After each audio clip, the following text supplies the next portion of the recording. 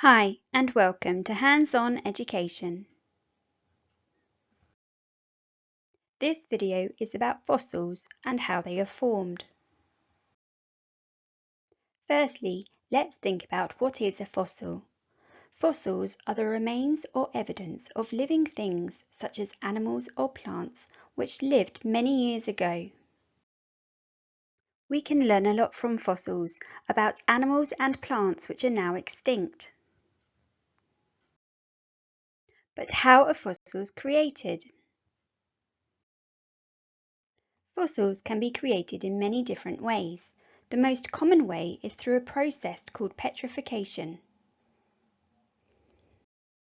In this process, a plant or animal is buried in sediment such as sand, mud or silt soon after it dies.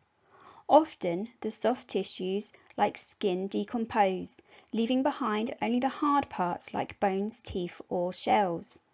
Over many years, layers of sediment continue to bury the organism, eventually turning into sedimentary rock. Water seeps into the bones, turning it into stone as it leaves minerals behind. Here is a fossil of an ammonite, which was created through this process.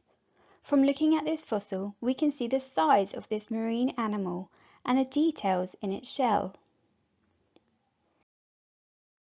It takes many years for fossils to form, so scientists use diagrams and models to show how this process works. For your hands-on activity, experiment with chocolate to make a model showing how fossils are formed.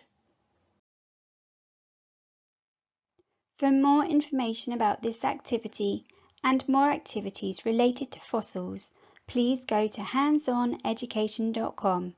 Fossils. I hope you enjoyed this video. Please like and subscribe, and we will see you soon.